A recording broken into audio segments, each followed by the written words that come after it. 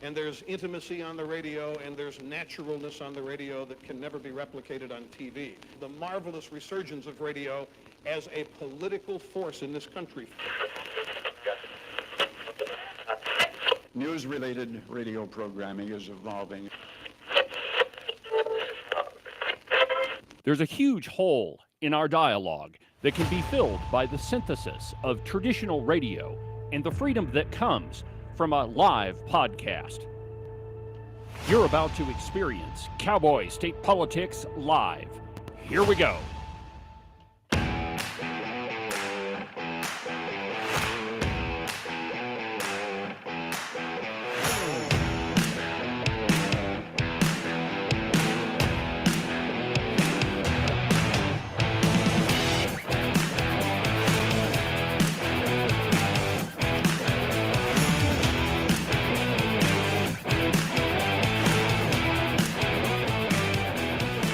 Good morning, my friends, and welcome to another incredible installment from very high above all the deleterious, bombastic twits in the Wyoming mainstream media. This is Cowboy State Politics. I, of course, am your illustrious host, David Iverson, firmly ensconced behind the silver Cowboy State Politics microphone and broadcasting to you from the base of the Bighorns at the Cowboy State Politics Studio in Sheridan, Wyoming. Good morning, my friends, and welcome to the program. Happy Friday. It's Open Line Friday.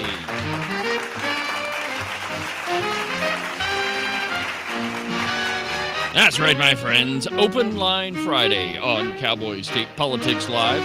This is the day where we talk about whatever you want to talk about. I know, it sounds insane, like a crazy thing to do.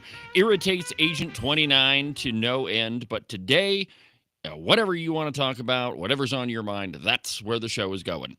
I think we should start with a lesson on how a conductor actually moves. No, his I don't arms. care. I don't care. That's the whole point, that I don't know what I'm doing. See, that's the point of the show, right? That's right. Agent 29 fancies himself a bit of a musician. Actually, he is one.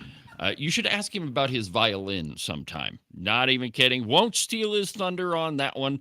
But if you look around the studio, when we actually have a camera facing that way, you can see there you go. You can see the litany of different instruments, and that's not even half of them. The window there in the studio, that's the control room. And I'm telling you, when he wants to, this place can be a full-blown music recording studio. But anyway, we'll do that another day. Today is Open Line Friday. And if you want to be part of the show, the phone number here in the studio that gets you right to this desk is 307-374-8989, 307-374-8989. It's Open Line Friday, and if you want to call in, if there's something that's been gnawing at you, first, you should find out what that is, but second, we'll talk about it. But we begin this morning with an idiot named Gunnar Malm. He is a Laramie County Commissioner, and I'm sure during the break I could probably look up and find out if he's a Republican.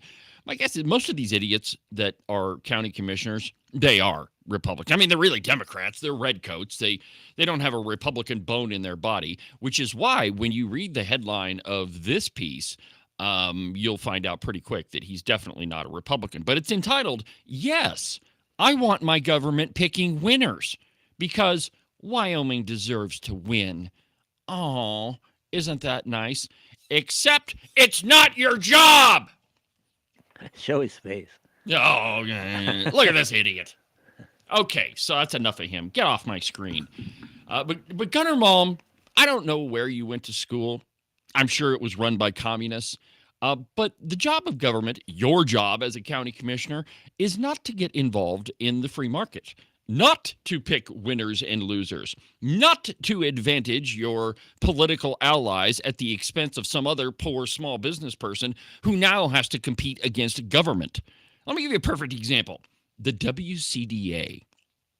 If you would like to know why private developers in Wyoming are not building giant apartment complexes, it's because they can't compete with government.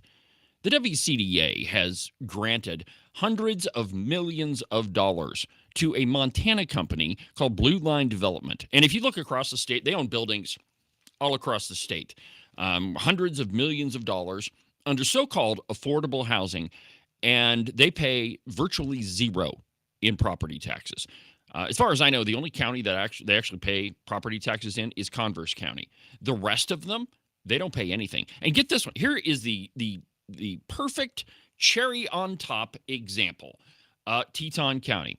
In Teton County, they have this big, it's called Flat Creek Apartments. Actually, there's two of them.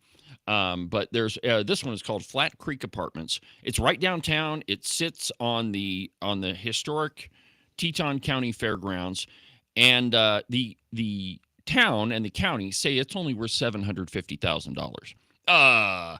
1 acre of ground in Teton County, like if there isn't a house on it, you're talking several $1 million. But if you go to the assessor's GIS website for Teton County, what you'll find is they pay zero in property taxes. So they took hundreds of millions of millions of your dollars to build this apartment complex. It's your money. It's not theirs. It's yours. And they built this apartment complex, and guess what? They get to run it. Yeah, and they get all the benefit out of it. And so because of affordable housing, well, then, you get screwed. Now, here's the problem with that. Because if you have government, the WCDA, there you go. There's a conceptual drawing of Flat Creek Apartments. All those cars in the parking lot, that's not what they really look like. That was why I picked that one. That is not the cars in the parking lot. Those aren't the cars you find in the parking lot. No, when I drove through there, there's Mercedes-Benz, there are brand new BMWs. There's some guy who has a brand new, really beautiful Ford Bronco. I mean, the reason I say it's beautiful is it just came off the lot. And I don't know what those things cost, but if you're able to buy a brand new Ford Bronco, you are not low income. And in that apartment complex, you don't even really have to be low income. There's people there that have $200,000 in the bank, but they still live in that type of housing. Now, here is the problem. Now, we all politicians claim in every county, you can talk to city councilman, whatever, they will tell you we have a problem with affordable housing. Why is that? Why is it that you can't get local developers to build an apartment building? That used to be a big thing. The building I lived in Buffalo, it was built in the late 60s, early 70s. I mean, not a great place. I mean, my apartment was pretty nice. It was just a 1-bedroom, but I mean, not bad. And there were people there that lived under, they got subsidized rent. I didn't. I paid full price for it. But that was a thing before, to build apartment buildings. And there's a couple different ones around Buffalo, but they're all really old. So the question is, why don't developers build new apartment buildings? And Ken, you're a carpenter. You've been in the house building business for quite some time. Why do you suppose that private developers don't build apartment buildings anymore? That's a great question. I think part of it is what it takes after, if you build a private home, you're done. You walk away. Yeah, you're done. Yeah. An apartment complex is going to require an ongoing business, so that may be part of it. There's probably a lot of factors in there. My neighborhood. Which is fascinating. Yeah. Ken lives in a very exciting neighborhood. Exciting for you because you only visit. So most of the homes down there were built around the turn of the century, from the 18th. Or from the 19th to the 20th century, so 1900. And a lot of them are big old Victorians. They've been converted now into 4 or 5 family dwellings. There's a brick apartment building across the street. That's the one. That's the one I'm interested in. Yeah, that's the one that is interesting. If you want to picture it, go watch the movie Rear Window with Jimmy Stewart. But it is an interesting conundrum because most of the apartment buildings in Sheridan are pretty old. I say most. There are some around that are. Well, there's that. What is it? Peak Apartments up on 5th Street. That why that one's interesting? Because that one was also built by Blue Line Development.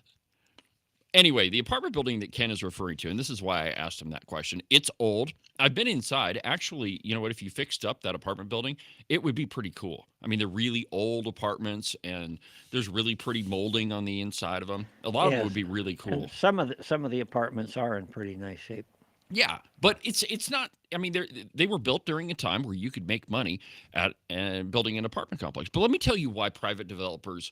What I believe, well, the main reason, it's because of people like Gunnar Malm, who think that government has something to do with housing, and so private developers like Blue Line Development get subsidized with your tax dollars. They build these buildings, and then they manage them, and it's all off of your bank account. And so the private developer has to compete with government. A private businessman cannot compete with somebody who has an unlimited checkbook from the government. Because the government is involved, it causes prices to rise, which means your building costs are going to go up, which also means your rent is going to go up, which also means that the apartments aren't affordable anymore because you're picking winners and losers. There's another example, slightly different, from Buffalo. You remember the guy that had the private gym? Yeah. And then they wanted yeah. to give money to the Y. Tucker, that's a great example. So, friend of the program, his name is Tucker. He owns a private gym in Buffalo. It's not in a great place, but you walk inside of it, and he's dumped a considerable amount of money into it.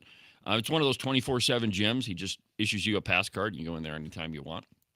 Well, in Buffalo, a bunch of the redcoats had this great idea that they would pass a tax, and they would build all these fantastic buildings around town.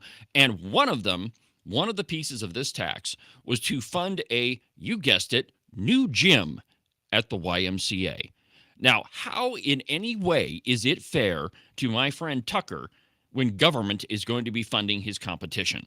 It's not, because you can't compete with government. It's the old adage. If you're charged with a federal crime, you better figure your way out of it, because you're not going to beat the lawyers. The government has an unlimited checkbook, and they can keep you in court for forever. The same holds true for any sort of business that government tries to get involved with. They have an unlimited bank account, and so you can't compete, which causes the prices of housing to rise. Well, the prices of everything, but we're talking about affordable housing in this case. But the reason why your rent is so high is because government is involved. That's not the proper role of government. The government's job is to remain small and only handle those things that are enumerated to it in either the U.S. Constitution or the Wyoming Constitution. It's actually pretty easy. Provide infrastructure, water, sewer. I like driving on nice, smooth roads. There's nothing like hitting a pothole on a motorcycle. It's pretty unpleasant. So I'm good with infrastructure. There's maybe a police department would be good. Yeah, we got to catch criminals. And a fire department. Got to have fire. We got to make sure we could put out the fire that sparks downtown and tries to burn down the entire downtown. That would be a good thing to stop. And then some administration. You got to pay some people to run the city, I guess. But other than that, government doesn't have a whole heck of a lot of jobs. But we live in a time where government thinks they have to be involved in everything. Everything. And if you go down to Cheyenne, you'll see, I don't know how many bills will hit the LSO before the session, but I bet it's going to be 500, 600, something like that. It usually is. If the federal government doesn't reopen soon, was it 50,000 people will die? Yeah, according to Bernie Sanders, 50,000 will die. If we're at a point where your life is dependent on government, something's wrong. Something's wrong. So let's go to Gunnar Malm's stupid piece. And I quote, "There's a phrase tossed around in political circles. Government shouldn't be picking winners and losers." Because you shouldn't. It's not your job. It sounds principled, fair, and free market pure, but in reality, it's often just an excuse to do nothing while other states take bold action to secure their future. The truth is, I do want my local and state government to pick winners, because I want winners in my community and in our state. Well, first, that's a logical fallacy. It's called a bandwagon fallacy. Because somebody else is doing it, you should do it too. It's the classic thing your mom always used to tell you. Well, if all your friends were jumping off a cliff, would you jump off too? Of course not, because it's stupid. And just because other states are engaging in this broad swath of socialism, that doesn't mean that we should. But you get this argument all the time down in Cheyenne and apparently in Gunnar Malm's county commissioner's chamber that, well, these other states are doing it, so why shouldn't we do it? The other states have higher taxes than we do. We should raise taxes. It's idiotic. And I don't know where Gunnar Malm got his education, but apparently it was run by a bunch of communists, because government has no place in private business, period. Yes, we have to have a fair tax environment, and we have to have a fair regulatory environment. I guess is another good word, not to be too repetitive. But the only job government has in business is to create a fair tax and regulatory environment for everybody. That's it. If you do that, and if you stick to that, business will prosper. That way, one business won't be advantaged over another one. Yeah, get out of medicine, get out of education. Get out of it. I mean, and it's, I got into this actually, it was a pretty interesting discussion with our pal Rod Miller on social media last night. And he asked me, David, are you against all subsidies? And I said, generally speaking, yes, because government doesn't have any place in the free market. Let me just, and the example he used is, well, government built the Transcontinental Railroad. And my answer to him was, okay, now that's true. They did get involved with that. However, and I'll give you do have some argument there. Infrastructure, I do think that falls within the government's jobs wheelhouse some point. I mean, we got to have nice roads, right? But if that same project were proposed today, I would absolutely say that is the job of the railroads, to build their own rail like they do now. It is not the job of government to get involved with all of those things. When you start handing out subsidies, you create a multiplicity of other problems that reverberate throughout the economy that you didn't expect. Most of those, and with the case of affordable housing, it's your newly married couple not being able to buy a home or move into one. But that's a subject I'm going to tackle here in just a second. What do you got, Ken? I just thinking about building rail and government and California. High-speed rail. Billions of dollars that go nowhere. Yeah. And if you hear the phrase high-speed rail anytime now, it is a big, giant government money bucket, and it's going to advantage all of their political friends. California and the federal government, you have dumped hundreds of billions of dollars into that high-speed rail, and it's been going on for, 10 years, 15 years, 20 years, something like that. And they're not even anywhere close enough to finish it. It's just a way to pay off your political allies. So let's talk about affordable housing. While I was on our unsuccessful hunting trip with dear old dad, I started asking him about when he and mom got married. And I said, okay, so when you guys got married, could you afford a new home or to buy a house? And he goes, no, we had to save. We had to save for a long time. We rented for a place. And he said, in his day, and we're talking like the mid to late 70s, that a lot of his friends had roommates, that you would find a house and you would rent it and you'd get 3 or 4 of your buddies and you would go in on this house. And people did that sometimes even when they were married, so that you could save up enough money for the down payment, and then you could go and get a home loan. He said, but that was a pretty normal thing. So, I mean, when government gets involved, it drives up the prices of new home sales and for apartment buildings. And if you want to know why you don't have affordable housing for young people to get a house, well, that's why. Because government is in the middle of everything. Let's go back to Gunnar Malm's piece. Quote, this is going to make me barf. Actually, you know what? I need my duct tape. All right, here we go. I'm all prepared in case my head explodes. Quote, today, as our economy evolves, we face a new set of opportunities. Data centers, advanced manufacturing, and clean energy technologies are the next frontier. But they won't come here by accident either. They'll come here because we make a choice. Through tax incentives, streamlined permitting, and strategic infrastructure to tell the world Wyoming is open for business. Picking winners doesn't mean government handouts or favoritism. It means being strategic. Stop playing games with language. That's exactly what it means. It means giving tax breaks to people who don't deserve them, and who could otherwise pay for them. But the reason that you don't want them to pay taxes is so they'll move their big building into your community. I have news for you. If you don't give tax breaks and subsidies, businesses will expand and thrive in your community if your community can support it. If you want to know why a big giant factory doesn't move into Buffalo, Wyoming, it's because there's not enough people to work there. Use your brain, Gunner Mom, if you even have one. It's not your job. Get out of the way. Stop lying to people that it's the government's job to pick winners and losers, because it's not. Hey, and by the way, Gunner Mom, if you want to come on this program, we can debate this thing till you're blue in the face, because after I'm done with you, you probably will be. Anyway, my friends, moving on. Open Line Friday. If you want to be part of the show, the phone number here in the studio is 307-374-8989. 307-374-8989. I got a bunch of crazy stories for you here today. I mentioned one yesterday that we didn't get to.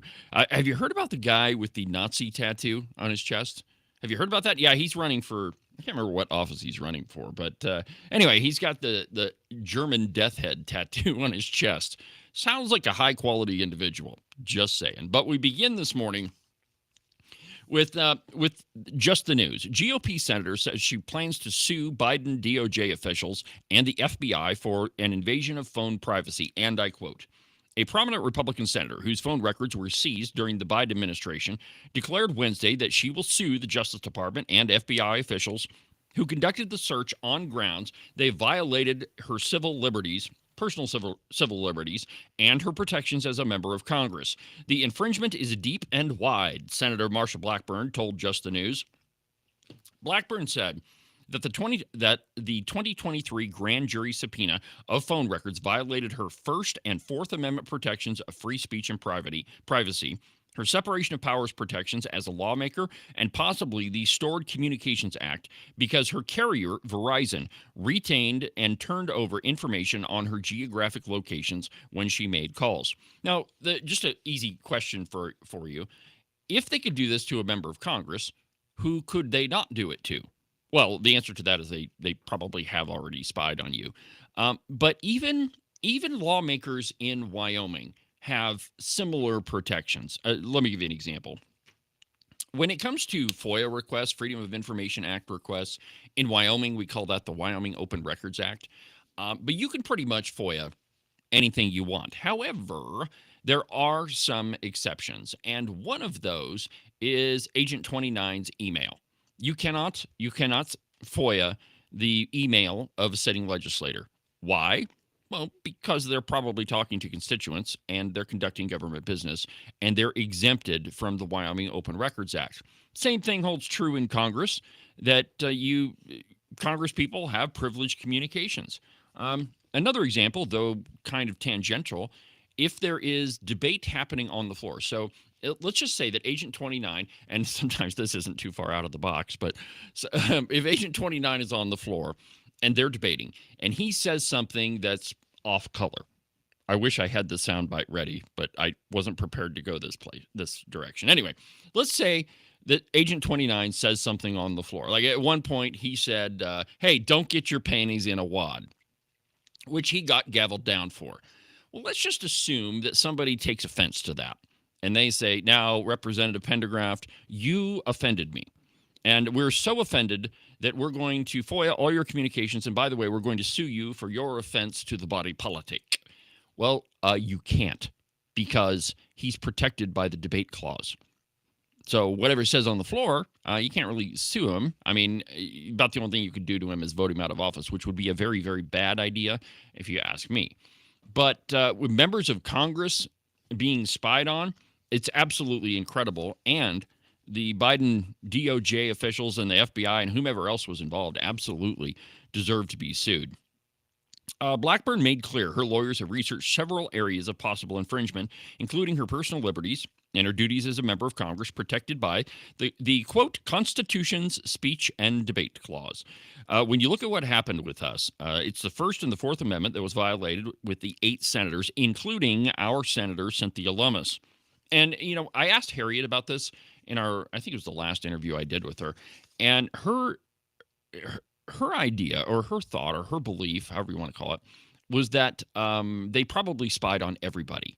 And it just so happens that these 8 are the first to show up. So her question is not who did they spy on, but who didn't they spy on. You see, the Biden DOJ, the FBI, well, I guess the FBI is under the Department of Justice, but all of them were, they were just running roughshod over the Constitution and investigating whomever they wanted to, wiretapping.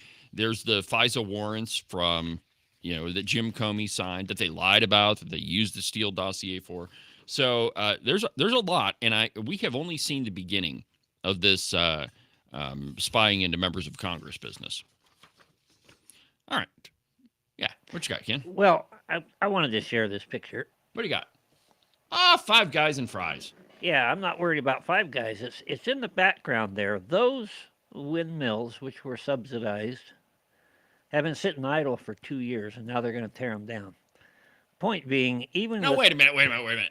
Gunnar Malm says that renewable energy is the future. Well, Gunnar should go out there and see what kind of energy is going to have to be expended to remove the bases of those things, which, frankly, they probably won't. No. They'll probably just grind them down about a foot and bury it. Even with subsidies, Chevron says those things aren't worth running. Exactly right. The only thing that makes those big, gigantic windmills profitable is government subsidies. And let me tell you why. Because they will never generate enough power to pay for themselves. It's just not possible. The life cycle of those things, what it costs to run them. And by the way, there is a cost to run them. There's maintenance and lubrication and all that. And if you didn't know, on the inside of that big, gigantic tower, there's a whole bunch of oil. Because you can't have a big motor like that running all the time without it being lubricated. And so not only are these things, not profitable, they are if you got government subsidies, which is exactly what Gunnar Malm is saying. Mr. Malm is in favor of creating big, giant windmills outside of Cheyenne, and that he claims that that's bringing business in, but it's not. It's government regurgitating our own tax money. Yeah, my point with that photo was apparently they're not, even with subsidies, because they got subsidies. Yeah. And Chevron says they're not. They've been sitting for 2 years. If they were making money, they would be using them. And if you can't make a windmill work in Casper, there's a problem. They ain't going to work. Oh, that one's in Casper? That was. Yeah. I was looking at the Five Guys and Fries. I'm like, wait a minute. Yeah, Five Guys is down by the mall. That's that farm down on the south end of Casper, or the east end. Yeah, there's a couple of them. As you drive into Casper. You get anywhere close to Casper, and you just see windmills for miles. But let me give you another example while we're on this topic, Gunnar Malm. Let's say that, and here's their argument all the time. Well, we're going to take tax money and we're going to invest it. We're going to invest it in our community. That's the phrase, the word that they always use. Well, really, and I guess we need to go back to what generates tax dollars. Well, that's private business. Right? Private business, they make a product or they provide a service, and then we tax them on it. They buy property, they build stuff. We tax them on it.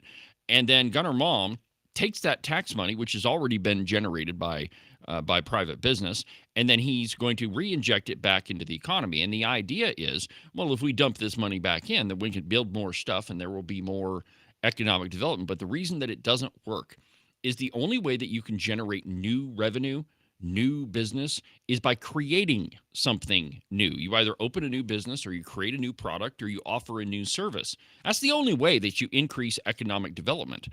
And so if you just take that tax money and you dump it back into the economy, the only thing you're doing is recycling tax dollars that have already been taxed. The business has already generated that income. And so it doesn't matter what you do, windmill or affordable housing or otherwise, there's no new revenue there. There's no expansion of the economy because it's already recycled tax dollars.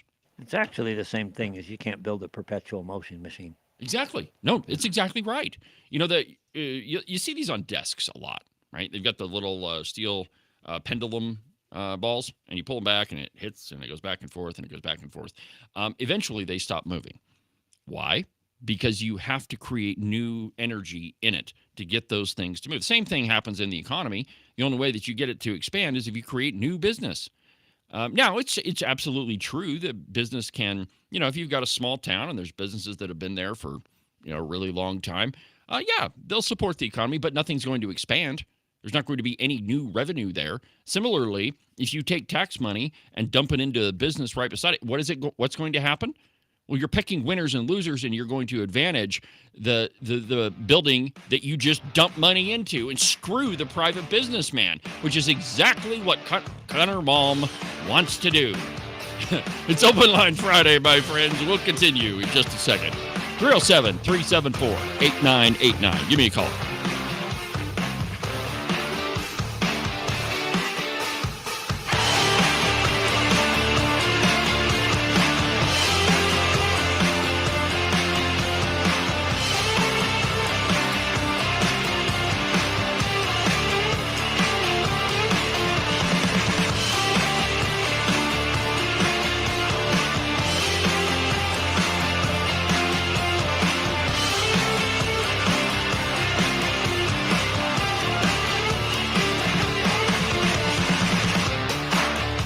Whether you're tromping through the woods, stalking a big gigantic elk, or tromping through your driveway trying to find your snow shovel, one thing you definitely don't want to forget is your feet.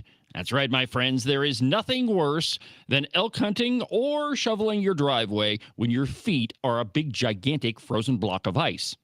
I suggest you get a pair of socks from the Buffalo Wool Company. They are the finest socks that I've ever put on my feet. I'm telling you the truth, my friends. I can walk outside of the cabin in a pair of tennis shoes, and it can be 0, it can be below 0, and my feet don't get cold at all. So just get you a pair of Buffalo Wool Company socks. Go to the website, thebuffalowoolco.com. You won't be disappointed. Make sure that you subscribe and follow the Cowboy State Politics podcast. You can do that from the website, cowboystatepolitics.com, or anywhere that you get your podcasts. That way, you'll make sure that you won't miss a single episode of Cowboy State Politics. Are you tired of giving your advertising dollars to companies that absolutely despise you? Well, you should be. What they do is they take your money and then they give it to the nearest red-coated rhino Republican that they can find who's going to vote with the Democrats almost the entire time they're in the legislature. You see, you just shouldn't give those people money, and you shouldn't advertise with companies that support them. I have a better idea. Why don't you advertise with a company that aligns with your values? I'd like to ask you to consider advertising on Cowboy State Politics. I have a statewide platform, and nobody is going to beat my advertising rates. Shoot me an email. The address is david@cowboystatepolitics.com. Stop helping the people that hate you and advertise with a company that really does align with your values. Again, that address is david@cowboystatepolitics.com. I would love to get that conversation started with you.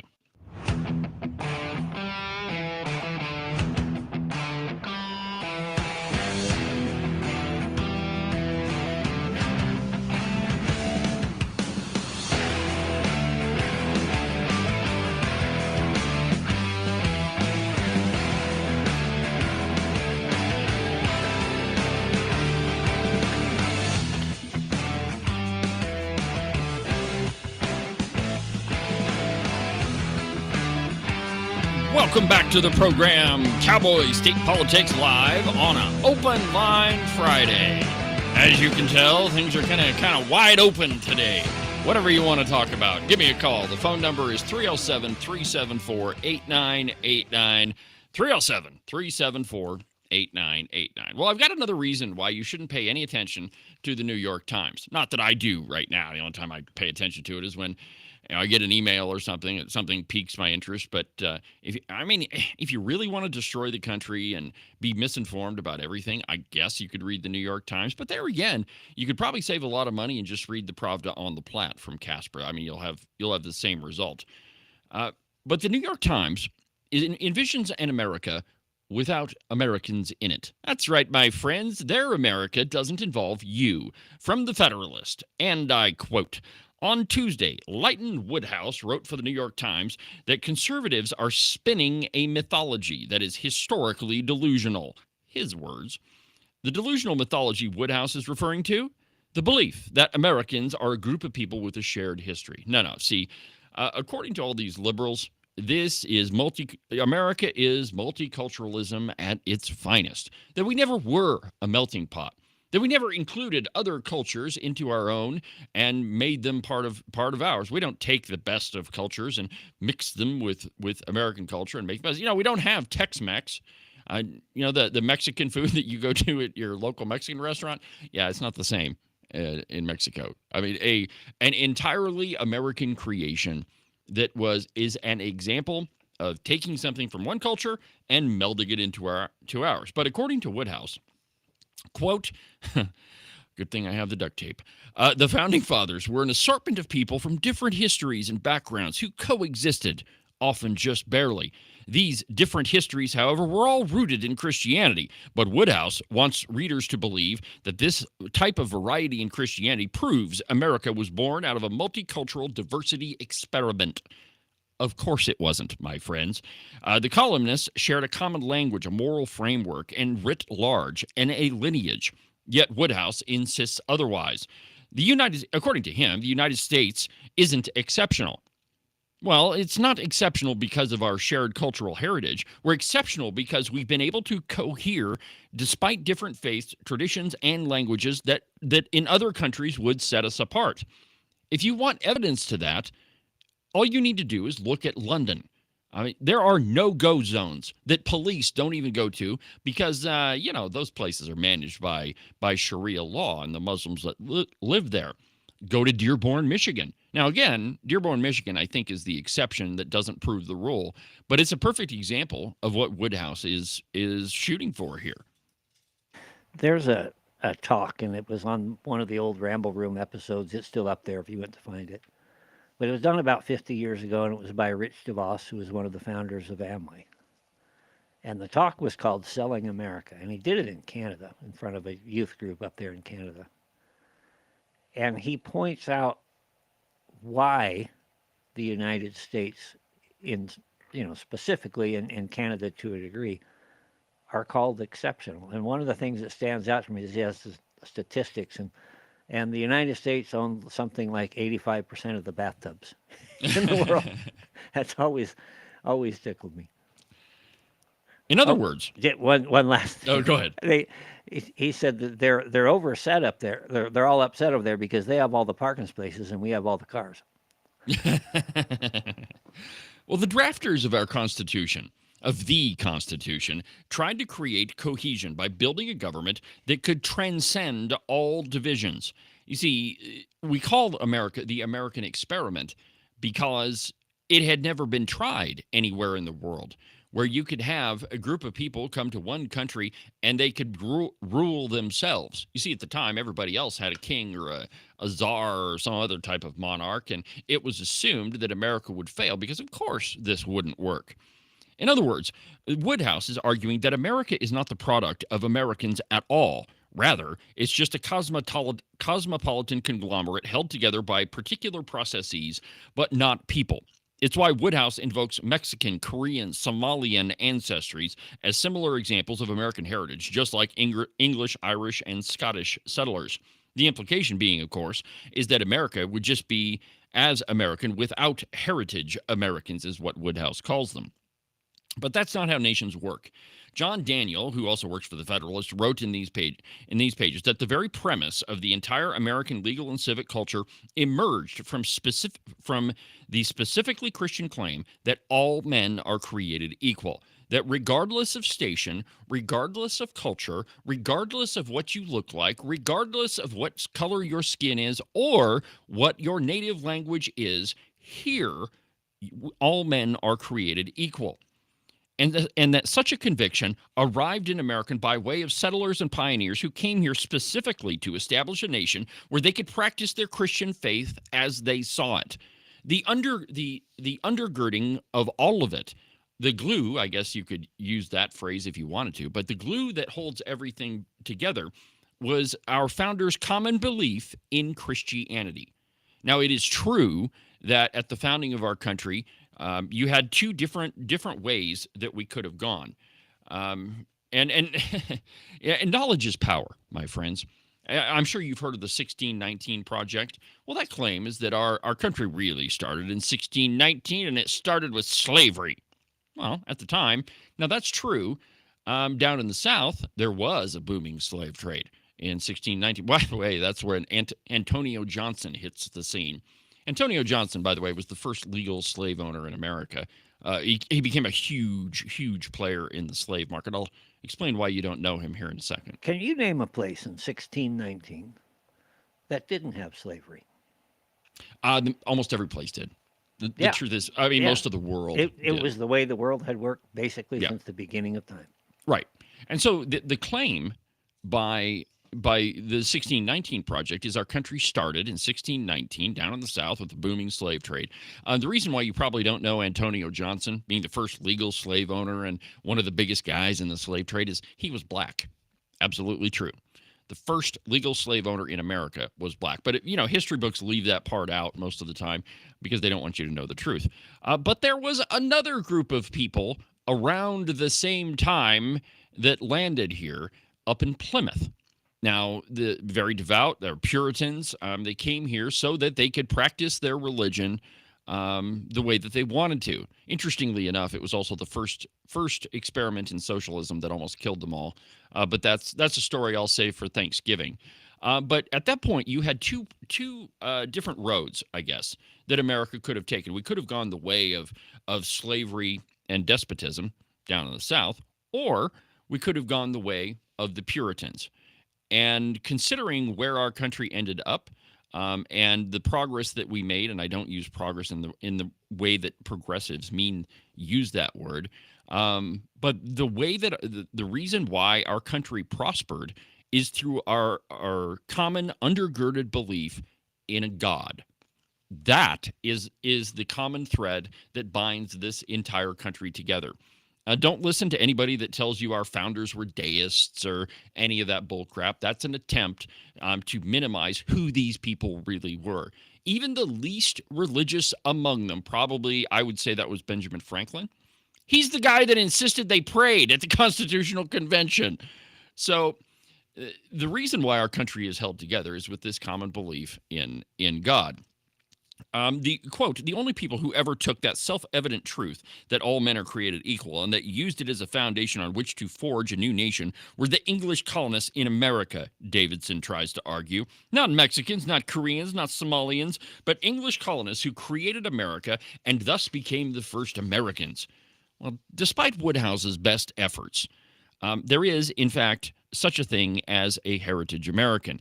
They are the descendants of those who settled this land, fought for its independence, and built their institutions. The great statesmen of our nation understood this. They spoke not of a diverse collection of foreigners as tying the nation together, but of a people bound by blood, memory, and sacrifices of the generations that came before them. Daniel Webster said in 1825, quote, "We are among the sepulchres of our fathers. We are on ground distinguished by their valor, their constancy, and their shedding of blood." Abraham Lincoln pulled this thread often. In his 1838 Lyceum address, Lincoln discussed, quote, "political institutions and our civil and religious liberties that said we are the legal inheritors of these fundamental blessings because of the brave and patriotic race of our ancestors. What binds us all together is our common belief in God." And I don't care how many progressive professors you listen to, and you'll find them at every college and every university, you can easily defeat all of their arguments, all the arguments that are made, simply by going back to Plymouth. It's pretty easy. But anybody that tells you that this country is an example of multiculturalism is telling you a lie. Now, if you want an example how multiculturalism, and this might seem a little obtuse, how it doesn't work in the real world, look at the Articles of Confederation. Okay, before, it was a document that our country was supposed to run on before the Constitution, and really all it was a loose agreement between different states that said, yeah, we're going to be friends to each other. which really didn't work out, by the way. There wasn't anything common holding them together. Because, I mean, states had their own different currencies. There were tariffs between states. Your money would lose value the further you got away from the bank that issued it. And you might go to a different state, and your money would be worthless because you're from a different state and it's not valued. And so there was no common thread, which is why they held the Constitutional Convention. And they said, this thing ain't working. And so our founders wrote the Constitution to tie us all together. So anytime you try to set up a system where there are disparate groups and you say, well, we're all going to work together, it is never going to work because you don't have that common thread. It will fail. Now, the reason why America works and has worked for almost 250 years is we do have that shared common belief in Christianity. I don't care what anybody else says. There's physical proof in almost everybody's pocket that what you just said is absolutely true. If you pull out a bill, it says e pluribus unum. Out of many, one. Yeah, that was the concept, that we're all tied together. Absolutely. And the reason why progressives try to convince you of this argument is if there is division, it allows them to push their political agenda because they can pit one group against another.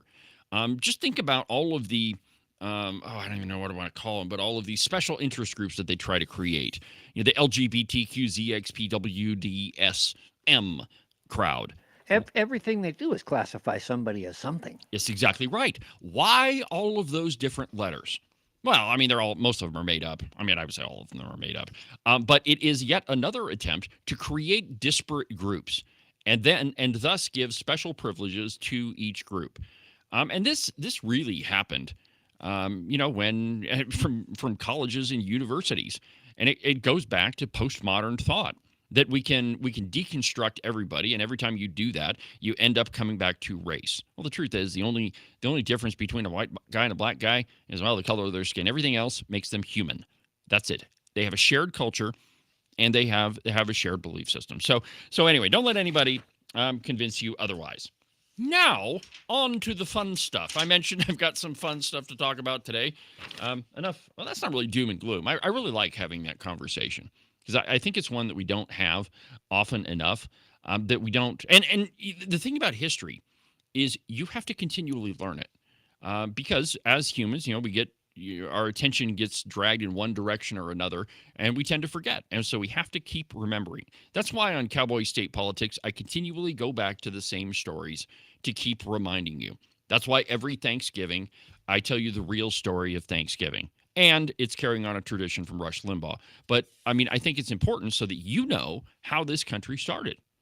I've heard that repetition is effective. Repetition is effective. Repetition is effective. Repetition is very effective. That's Paul Harvey, by the way. Somewhere I've got that soundbite, and it's buried in the archive somewhere. So, Ken, have you ever asked yourself why the Secret Service has had so many problems? Have you ever looked at that and said, I think if you're a state official and you've got a protective detail, you'd want them to be, tip-top Bristol fashion. You ever notice that they're not anymore? Well, I might have an answer for that. From the Daily Caller, Kamala Harris, family Secret Service agent, reportedly moonlighted as a plus-sized model. And I quote, a female agent formerly of the Secret Service detail of Kamala Harris's stepdaughter, Ella Emhoff, moonlighted as a model and never passed her physical fitness test, according to Real Clear Politics. I've got a picture of her. Let's see if I can find it here. Yeah, here we go. Let's see your slideshow from current slide. Here you go. Here's the gal that was on the Secret Service detail who was moonlighting as a model. Now, this, of course, was during the time of, inclusivity and, we have to have models for everything. I, on the other hand, am very much in favor of the Sydney Sweeney variety of model. By the way, Christine and I went, when we were in Cheyenne, we had to go to American Eagle and buy a pair of jeans. just so that we could say, see, we have good genes too. Though I would argue that I've always had pretty good genes. Anyway, so former Secret Service Director Kimberly Cheadle emphasized diversity, equity, and inclusion during her tenure before she was forced to resign in the aftermath of the assassination attempt of President Donald Trump, Real Clear Politics reported. Under Cheadle's leadership, one agent on Emhoff's detail was retained after she failed to pass her physical fitness test multiple times. Sources in the Secret Service community told the outlet. The agent was featured in a magazine profile that hinted at her Secret Service position in a photo shoot labeled undercover, but never underdressed, the outlet reported. The agent describes herself as, quote, a nationally published curve model, plus-sized fashion and fitness influencer, and body-positive advocate on social media. After the agent had failed her physical fitness test multiple times, she was placed in the Secret Services Division, which handles support functions for the agency, sources inside the Secret Service community told the outlet. Her new job handles the maintenance of the armored vehicle fleet and screens mail and packages coming into the White House complex. So you can't pass your physical fitness test, and so we're going to put you behind a desk. I wonder if it's a plus-size desk. We're going to put you out with the armored vehicles. You so blend. But I mean, this is the crap that you get with DEI. I mean, show us this picture again. We were told that this was attractive. And I'm sure she's a very nice person, even though she can't pass her physical fitness test, which is one of the qualifications for the job. But this sort of stuff was shoved down our throat repeatedly. She's not homely. No, but if you... She's not going to be, like, there's no statue that's going to be carved because of her. Having been a soldier in certain situations, I can tell you it's very stressful. Yeah. And Secret Service would also be subjected to some of those same circumstances. And that's, if you're standing on the playground and you're picking kids to go play a particularly stressful game, probably not going to be the first person chosen. No. And, there's nothing wrong with that. I mean, it's a series of lies that we've been told over the last several years that, we have to have diversity, equity, and inclusion. The truth is, my friends, that some people are not good at some things. Some people are not as smart as other people. And that doesn't mean, that they're any less of a person. It doesn't mean that they're, not as nice as the next person. It just means they suck at that job and they should go do something else. And, we were told for years and years and years that we have to focus on DEI. And it's all this body positivity crap. And thank God for Sydney Sweeney is all I've got to say. And American Eagle. Well, I guess it's probably American Eagle that hired her. But that we're finally getting back to normalcy. And just being honest, right? It absolutely amazes me. So the Secret Service, hired this person. And, hey, that brings up another question. You remember after Butler, you remember seeing the video of the Secret Service agent that couldn't holster her gun? You remember seeing that one?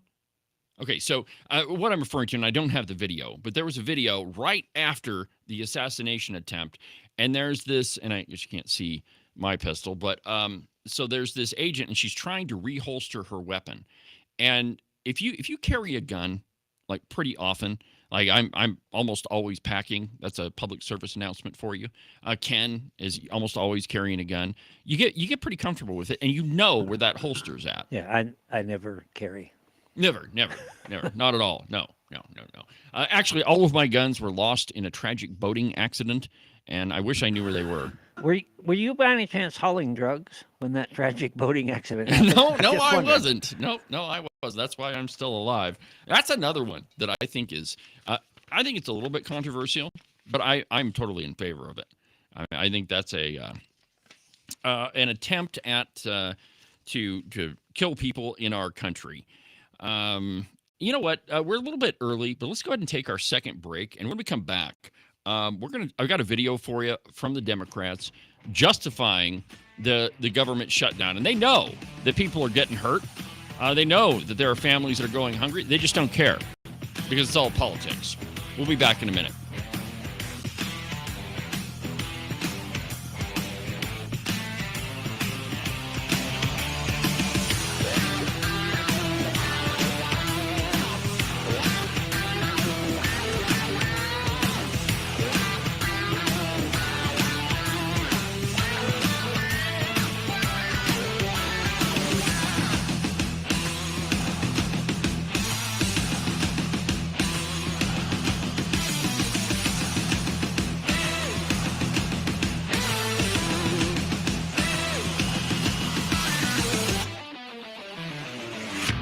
are listening to Cowboy State Politics Live.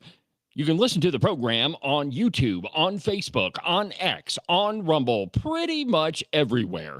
And now, Cowboy State Politics Live is syndicated on the OBBM network.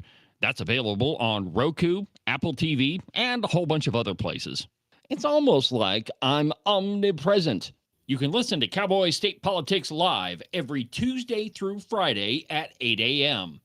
You can listen to the Cowboy State Politics podcast anywhere that you get your podcasts.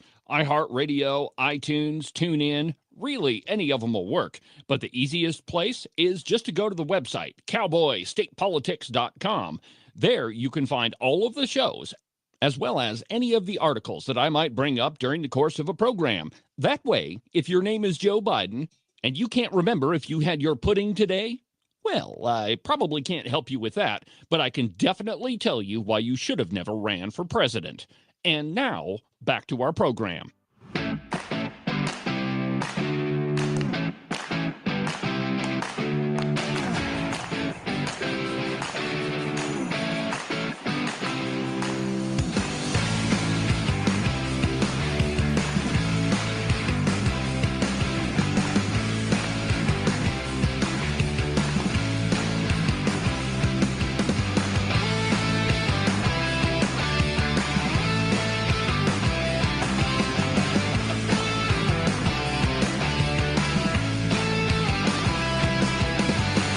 Welcome back to the program, Cowboy State Politics Live, Open Line Friday. If you want to be part of the program, the phone number is 307-374-8989. If you want to talk to me, and maybe if you want to talk to Agent 29, give us a call. The phone number is 307-374-8989. Now, I have long maintained that all dogs are Republicans. Now, it's true that some dogs are stuck in Democrat houses. But I believe the only reason that they're there is because God thought, you know what, these people are wacko Democrats, and maybe if I drop a dog in their life, that they might turn things around. But I think that even dogs understand politics. By the way, you said yesterday that you didn't think I liked dogs. Well, I don't know if you do or not. That's not true. I don't like other people's dogs. Oh, but you don't have a dog. No, but the reason I don't have a dog is I've had several. And parting is ripped hard. me up. Yep. And I'm not there.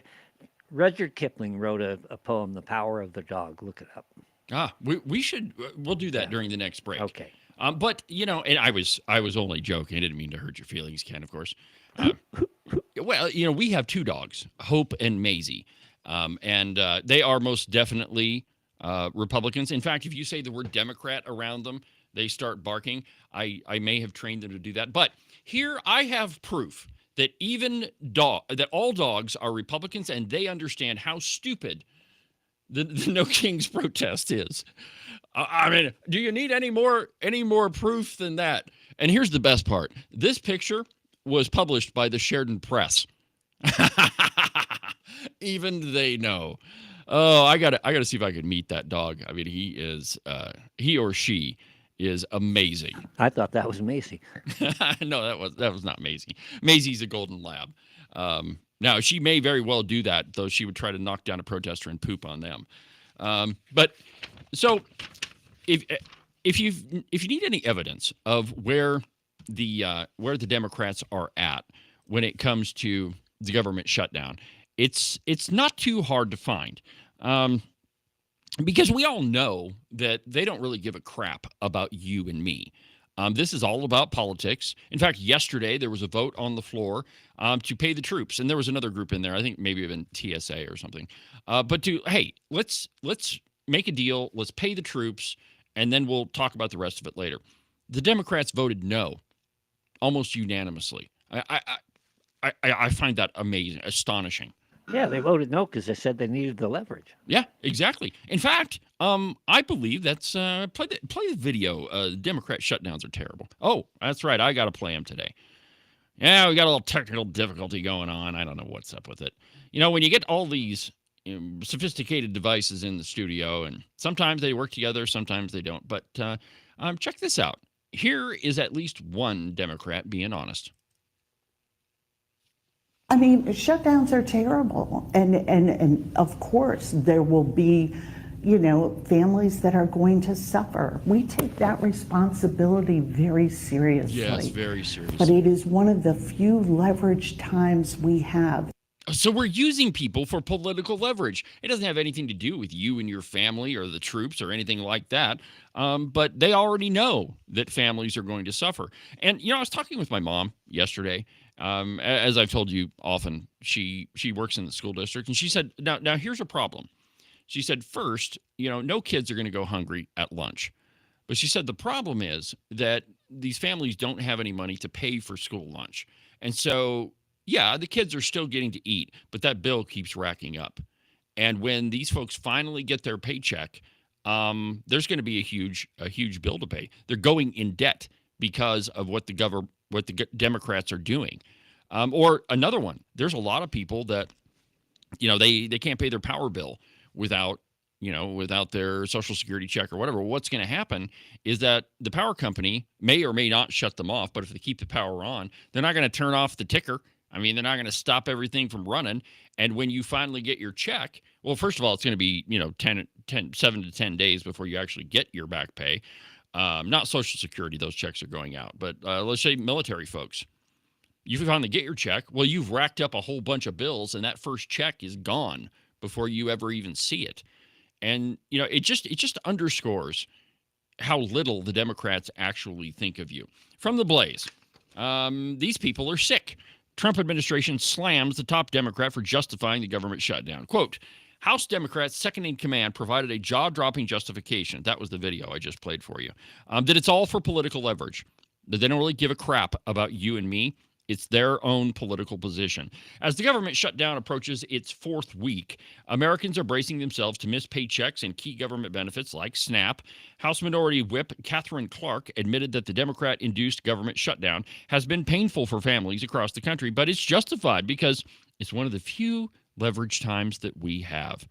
Absolutely sick. I don't know what more that you could say about it, but just that these people are absolutely sick. Now, the Democrats, they don't really have a backbench. They don't have anybody that, I mean, is there one Democrat that you can think of that could run for president and do so, competitively? Maybe Josh Shapiro in Pennsylvania, but he's still a radical Democrat. And what the Democrats have done to their own party, I mean, they're way, way, way, way out on the left. And so, I mean, I don't see how any of them are, have anybody that could, run against J.D. Vance. But that's their biggest problem. And when people get desperate, they do a lot of weird things that you wouldn't normally expect. I mean, these people are all politicians, and they know that what they're doing is really, really going to cost them when it comes to the midterm elections. You didn't mention AOC. No, I didn't mention AOC, but I'm going to mention her pal, Yasmin Crockett, here in a little bit. From the Federalist, Democrats keep trying to offer an alternative to Trump, and that's their problem. And I quote, 2 recent articles have a couple of quotations from, and that's another pet peeve of mine. When you say, I have a quote from Lincoln. No, you don't have a quote. Quote is a verb. You have a quotation. I know. It's just me being the grammar Nazi. Anyway, 2 recent articles have a couple of quotations from prominent Democrat strategists that inadvertently capture the filthy rut the party continues to wallow in. They even used the same word. In The Hill on Monday, campaign strategist Doug Schoen and Carly Cooperman declared that, quote, the heart of Democrats' dilemma is an inability to articulate their own path forward and a failure at, quote, communicating their own credible and attractive alternative to President Trump's agenda. Over in the New York Times the day before, pollster Celinda Lake almost identically said, quote, the biggest thing the Democrats need to do is not the negative, but the positive. We have to offer an alternative. And if they have any hopes of winning any elections during the midterm, they're going to have to do that. Unfortunately, I'm actually kind of excited about the midterms because a lot of these people are going to get absolutely clobbered, including people who are in traditionally Democrat districts, because the jig is up. And, I think the first indication of that was the 2024 election when Trump won overwhelming 312 electoral votes, a huge victory. no matter what Kamala Harris says. It was not the closest election in American history. I can't even believe she made that argument. But anyway, I mean, there are so many people, so many Democrats that even their Democrat voters are probably going to turn their back on them. So they need to get an alternative, and that has to be the plan. But so what's the alternative to securing the southern border, cracking down on inner city crime, and promoting affordable energy production? That's the alternative to using real U.S. muscle to force a peace deal in the Middle East. What's the alternative to insisting foreign leaders open their markets to American-made products, lest they pay penalties? And in the meantime, they're definitely paying, by the way. What's the alternative to a military that prioritizes fighting capability over stupid diversity, equity, and inclusion? We've seen what the alternative to all of that looks like. It's called the Biden presidency. Or if you made less than $250,000 a year, you might have more commonly known it as, is this hell? Because that's the way I felt during Biden's term in office. Now, here's an idea for the Democrats, though. And I'm not one of these people that wants to help Democrats at all, but I can offer alternatives. Not everything needs an alternative. A lot of problems, perhaps most of them, have one simple solution and one practical solution. To pretend otherwise is to play with real people's money, their safety, and that of their families.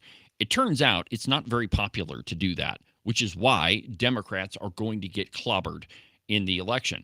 And, it's also one of the reasons why in Wyoming you've seen a big push by the media to try to paint conservatives as all being members of the Freedom Caucus, and the Freedom Caucus being painted as somehow terrible. They're stealing your future. They're traveling back in time to, disrupt your whole family tree. And, they're probably going to kick your dog a couple of times and maybe kill your cat. But that's the take that the Democrats and the redcoats in the state are having to use, because they know that most people in the state are not going to vote in a radical. That last point, you're right. We might kill your cat. Kill the cat. Well, I mean, cats are Democrats. I mean, it's true.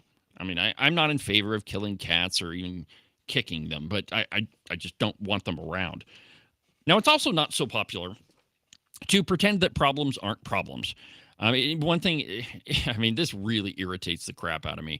When you've got somebody, they have a problem and they refuse to address it. You can offer them all the solutions in the world. You say, hey, maybe I could talk to my buddy who owns a construction company and I could get you a job. You're going to be a laborer, but hey, a job's a job. Oh man, it's too hard. I can't do that. I've got to save time for my YouTube podcast that I just started. No offense to podcasters, because that's how I make my money. But really, dude, solve the problems that you have. Fix the one that's in front of you. And the Democrats just aren't doing that. And the problem is with their radical left, or with their left-wing base. That's one of the reasons why Chuck U. Schumer continues to have his caucus vote against reopening the government, because he's terrified of AOC. And why is that? Because she's probably going to run against him for the Senate seat, and she'll probably beat him.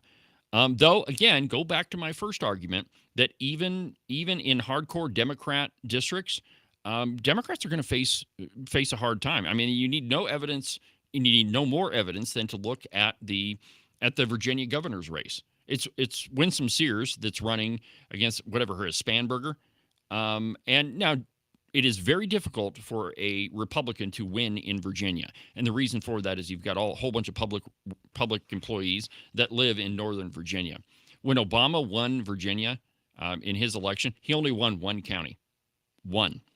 And that was enough to carry the whole state. And so if you're a Republican that's surging in the polls in Virginia, that's a pretty good indication of what the next election is going to look like for Democrats. And that's just one example. There's several others of governor's races and House races that are tightening, but not probably in Texas.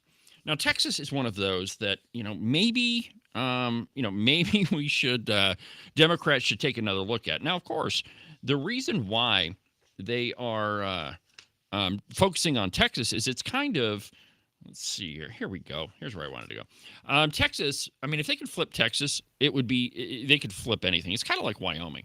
Now, Wyoming is a pretty conservative state, though I would say it's probably a 60-40 split, 60% conservative, 40% liberal. Though I do think that there are some counties in Wyoming that are gaining in Democrats. Hazard County to the south of where we're at right now, Johnson County, they've definitely got more Democrats moving in.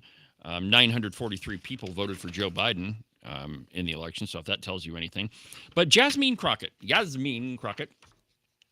she has telegraphed her next move. And this one, man, I mean, I think that this could be a gigantic gift to Texas Republicans. From Newsweek, Yasmin Crockett talks about her next political move. And I quote, Representative Yasmin Crockett said Wednesday she will strongly be considering entering the U.S. Senate race in Texas if she believes she can expand her electorate, telling Sirius XM's The Lori Daniel Favors Show, that it would be karma after recent redistricting efforts in Texas. Quote, if you want to take my seat of 766,000 people away, I feel like there has to be some karma in that to where I take your seat that is for 30 million away. So we are, the primary is primary. That's cool. But you got to win the general. So we're doing some testing here shortly to see if we can expand the electorate. So says Yasmin Crockett. Well, now, I think it bears at least some time on the program to discuss exactly who she is. Now, first, let's go to what Trumpy has to say about Yasmin Crockett. Play it. Anywhere from 7 to maybe 3, I'll go the opposite direction, but 3 to 7 different bills, and we said, let's just put it in one, because this way there's something for everyone, and there really is. There's a lot of things for everyone. And when we get the word out how great that is for every single person in this country virtually, and all they have is a soundbite, death. You know what their soundbite is? Death. Aren't they nice? Death. They are the most incompetent people. They've lost their confidence. They've lost everything if you think about it. But Yasmin Crockett is on her way. She's on her way. She's the new star of the Democrat Party, Yasmin Crockett. As the new star of the Democrat Party. Now, let me give you an example of Yasmin Crockett in action. Check this out. Oh, we got to have some volume.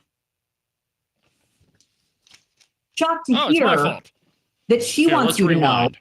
There we go. Here we go. Everyone again. was thinking, I want to hear from Yasmin Crockett. What does Yasmin Crockett think about sanctuary cities? Well, you're going to be shocked to hear that she wants you to know that this is about white supremacy or something much.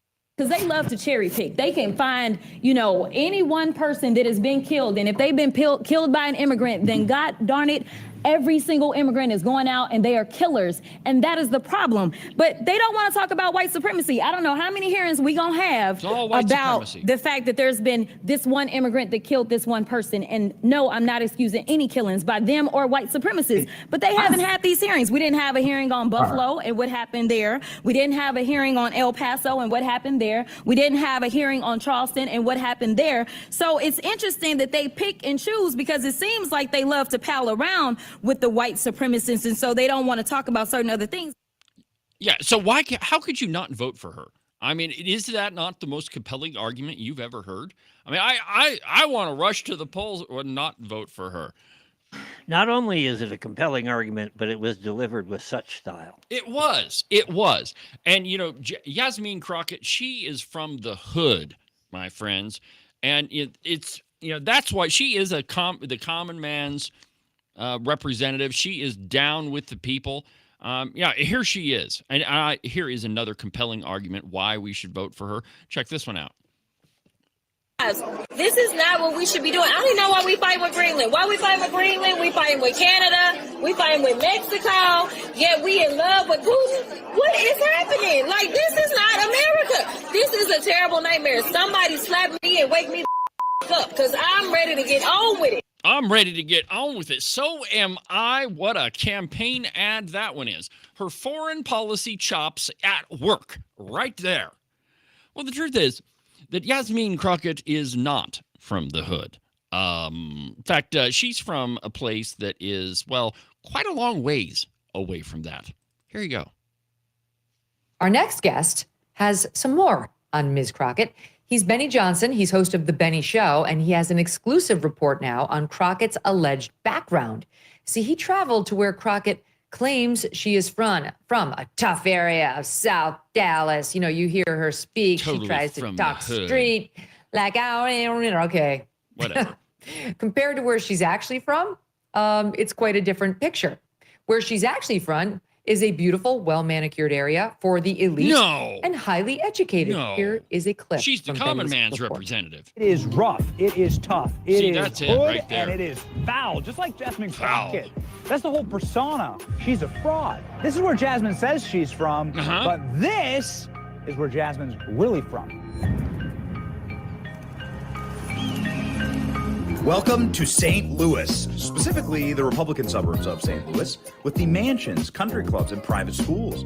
This is where Jasmine Crockett was raised. We're talking quiet suburbs, manicured lawns, college you got a house brochures, just and like mailbox. that, don't This is where Jasmine Crockett went to school. It's called the Mary Institute and St. Louis Country God. Day School. It's one of the most prestigious institutions in the entire country, also one of the most expensive. This is the #1 school in the entire state of Missouri. It costs $35,000 per year to attend high school here. And the reason why I mean, look at that. That is because straight the out of the average hood. test Boys and scores girls here in the hood. guarantee your placement in an elite college institution. It's one of the best preparatory schools in the world. Did your high school have its own private Wimbledon? Mine did. Did your Didn't high yours? school have its own aquatic center on site? Did your high school have its own private dock and pond teeming Every with time it colorful rained. fish and wildlife? I think not. OMG. After graduating from this elite country day school, Jasmine Crockett was immediately accepted at another elite institution, Rhodes College. Wait for it. in Rhodes Tennessee. College. Jasmine went on to attend and graduate from the University of Houston Law Center. In total, Jasmine Crockett's elite education cost close to $1 million. But she's from the hood, and she wants you to know it. Everything about the Democrats is a fraud. Every single bit of it. And that's all they have, because they've been lying to their constituents for so long. And now that the curtains are finally being pulled back, voters are seeing them for exactly who they are, which is why I say in a lot of Democrat strongholds, their Republicans have a real chance of flipping a lot of seats. Now, the same could be said for a lot of red-coated districts in Wyoming. And the reason, of course, I call them redcoats is that it's much more difficult to get elected in Wyoming if you're a Democrat. That didn't used to be that way, but it is now. And so a lot of these folks, they register as Republicans. They don't change anything about themselves. Not at all. No. But they do change the little letter at the end of their name. And so they walk around with wearing their red Republican coat and trying to convince people that they're actually Republicans. Well, the game's up. The jig is up, my friends, and I think a lot of voters realize who these folks are. And so either their lying skills are going to have to they're going to have to take it up a notch, or we're going to flip a lot more seats in the upcoming election. And, the Democrat Party, and I'm sure it's true, this is also true with the Republican Party, that we've got our sage advisors. The folks that have been around politics for forever, and they really know how to win elections. And, if you've got a successful candidate, well, they've obviously talked to one of these, campaign advisors. Now, the Democrats have the same thing. And one of those guys is James Carville. Now, James Carville is the author of the phrase, "It's the economy, stupid." It was James Carville who was the architect of Bill Clinton's turnaround. Now, remember, yeah, I know, getting the Wayback Machine. But Bill Clinton's first term went kind of radical. And then it became painfully obvious to him that he's going to have to change course or he's not getting reelected. Hence came the balancing the budget with Newt Gingrich. And so he switched everything around, and all of that was James Carville. It's the economy, stupid. Now, James Carville has kind of changed his tune a little bit, and he is the perfect example of where the Democrats have gone recently, that they are placating their very liberal base because all of them are terrified of what's going to happen. They've ginned up this LGBTQZXPWD agenda, and now they have to follow it, which is why Chuck U. Schumer hasn't agreed to open up the government. It's why a lot of these folks are parroting the same old tired lines about DEI and all of that.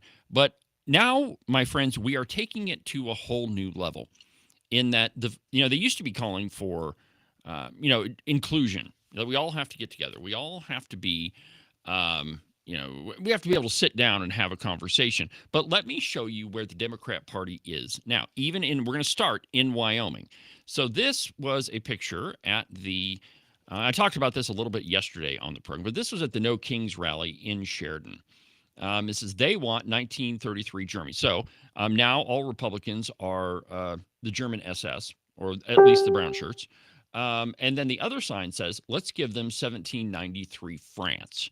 Well, what was happening in 1793? That was the reign of terror.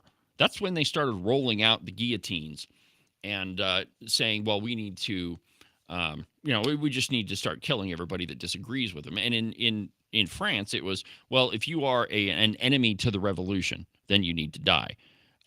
Uncounted numbers of people, hundreds of thousands of people were killed. That's where the phrase "blood runs in the streets" actually happened. We should also mention that class envy was a big part of that. Absolutely, it was. Absolutely, it was. Now, there is a very good argument to be made that the French Revolution was kicked off by moms. They actually marched to Versailles because at the time, about 40% of the French population was dependent upon the government for bread. If you've ever had any French food, I mean, it's largely pastries and breads, and that makes up a large part of their diet. Well, right before the Revolution, in 1789, what was it called? I'm going to have to look that up when I get home. I can't remember. But anyway, there was a group of women that marched to Versailles and demanded the king start making some changes. And the revolution happened shortly thereafter. I don't know why they were upset. They could have eaten cake. Yeah, Marie Antoinette, and let them eat cake. But let me show you another slide. Check this one out. So the picture on the left, that is a Turning Point USA, and I apologize for the language, but I wanted you to get the effect. That's a poster that was hung up at Natrona County High School, I think it was last week, where it, you can see what it says on there. And according to Kylie Hall, we had her on the podcast. It was a great interview. I think that she's an extraordinary young lady, and I think she's very courageous. Now, the picture on the right, that's at another Sheridan County Democrat protest. That one was, I don't know, about a month and a half ago. But you can clearly see the swastika on the sign. I met that guy when I went to the Democrat event that Mike Yin and Carly Provenza held. He was there. He didn't recognize me. But anyway, so apparently it's okay to flash swastikas around even when we're calling everybody else Nazis. Now, you would think that being the astute political mind that James Carville is, that he would realize that the Democrat Party needs to make a turnaround, just like they did during the second Clinton election. But even he is kind of off his rocker. Listen to this. This came out yesterday.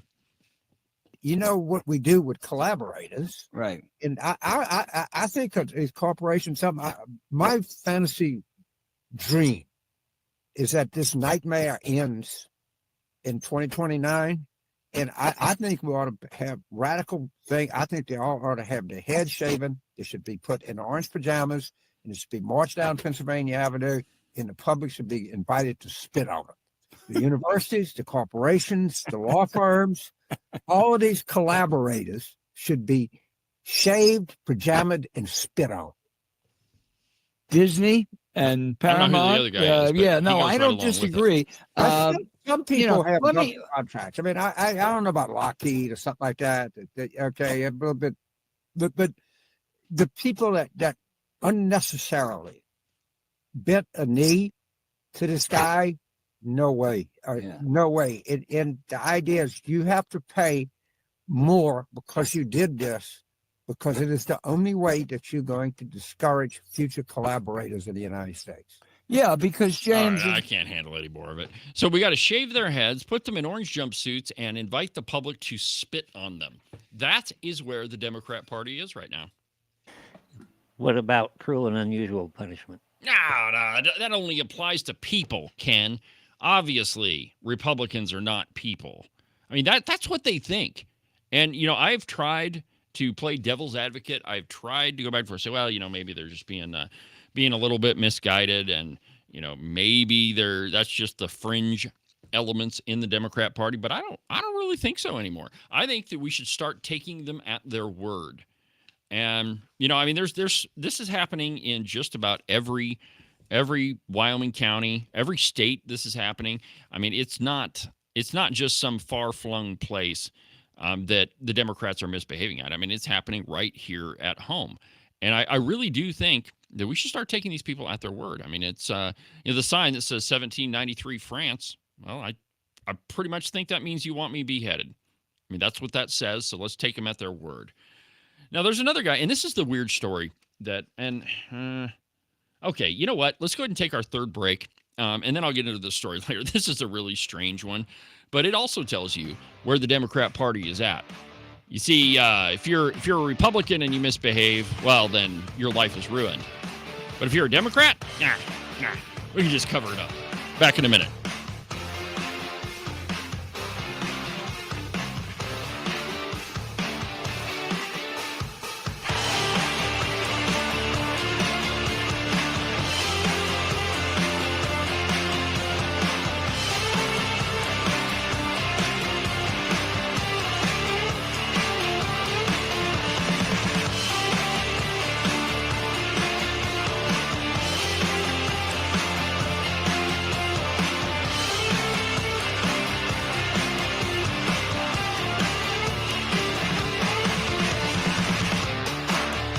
Whether you're tromping through the woods, stalking a big gigantic elk, or tromping through your driveway trying to find your snow shovel, one thing you definitely don't want to forget is your feet. That's right, my friends, there is nothing worse than elk hunting or shoveling your driveway when your feet are a big gigantic frozen block of ice. I suggest you get a pair of socks from the Buffalo Wool Company. They are the finest socks that I've ever put on my feet. I'm telling you the truth, my friends. I can walk outside of the cabin in a pair of tennis shoes, and it can be 0, it can be below 0, and my feet don't get cold at all. So just get you a pair of Buffalo Wool Company socks. Go to the website, thebuffalowoolco.com. You won't be disappointed. Make sure that you subscribe and follow the Cowboy State Politics podcast. You can do that from the website, cowboystatepolitics.com, or anywhere that you get your podcasts. That way, you'll make sure that you won't miss a single episode of Cowboy State Politics. Are you tired of giving your advertising dollars to companies that absolutely despise you? Well, you should be. What they do is they take your money and then they give it to the nearest red-coated rhino Republican that they can find who's going to vote with the Democrats almost the entire time they're in the legislature. You see, you just shouldn't give those people money, and you shouldn't advertise with companies that support them. I have a better idea. Why don't you advertise with a company that aligns with your values? I'd like to ask you to consider advertising on Cowboy State Politics. I have a statewide platform, and nobody is going to beat my advertising rates. Shoot me an email. The address is david@cowboystatepolitics.com. Stop helping the people that hate you and advertise with a company that really does align with your values. Again, that address is david@cowboystatepolitics.com. I would love to get that conversation started with you.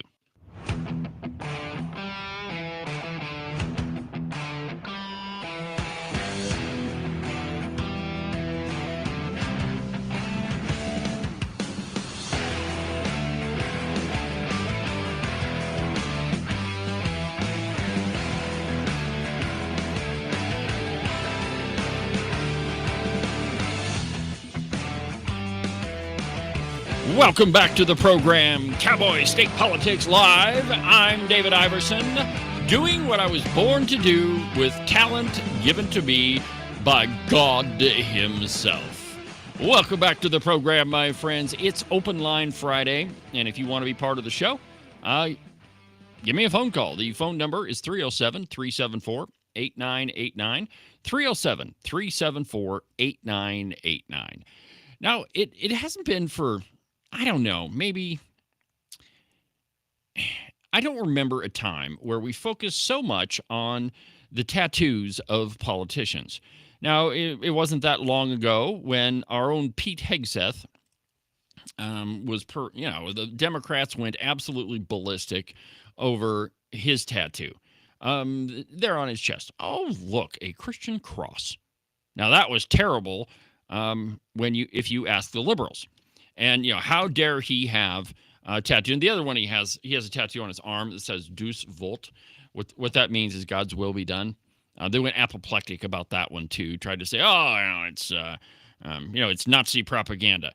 But this one here, this one actually is Nazi propaganda. That one is the insignia of the 3rd Panzer Division of the SS. So, if you were to have that tattoo, that would probably be bad. I think that, if it were to become public that you had that might speak volumes about your character. And, well, there is a guy running for office in Maine, and his name is Graham Plattner. From a blog called The Robinson Report, Graham Plattner taught military tactics and recruited for a socialist paramilitary group in Maine. So that's the second controversy that's come up, and I think it's kind of interesting. But he also has a particular tattoo. Show him this one, Ken. Oh, there it is. Now, he claims that he got that tattoo when he was in the military. And it's kind of hard to see, but it very much is that's called the German Death's Head. I do have a couple of tattoos, but they were all a result of drunken parties. But that was before I changed my life and got on the straight and narrow. Generally speaking, when you get a tattoo, specifically one that is a German Panzer insignia, I would think that you gave a little bit of thought to that. I know a lot of people who have tattoos from their military days, and a lot of thought went into those. Some of them have the ship's name, or they have the classic Navy tattoo of the anchor. In case anybody's wondering, I have none. Yeah, well, we all kind of figured that. You got a little squeamish when I played the Sydney Sweeney ad, so of course you don't have tattoos. I do have an involuntary tattoo from where somebody poked me in the arm with a pencil years ago. Okay, fair enough. Well, this Graham Plattner guy, it came out that he's got this German tattoo, and the Democrats are sticking behind him. Let me tell you, according to the Washington Free Beacon, standing by their man. Bernie won't drop the endorsement of the Maine Senate candidate with the Nazi tattoo. I personally think he's an excellent candidate, Sanders said, according to multiple reporters. I'm going to support him, and I look forward to him becoming the next senator from the state of Maine. Plattner revealed the tattoo on an episode of Pod Save America, a move that his former campaign director, Genevieve McDonald, called an attempt to get ahead of news reports on the story.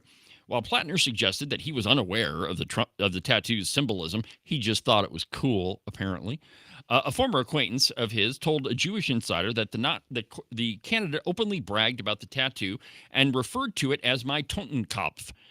That's what it's called, the German Death's Head. So he knew exactly what it was. A reference to a Nazi symbol of a skull, which is what that was. McDonald, who resigned from his campaign last week, wrote online that Plattner, quote, is a military history buff and knows damn well what that tattoo means. But here is the next part of that. That's bad enough, right?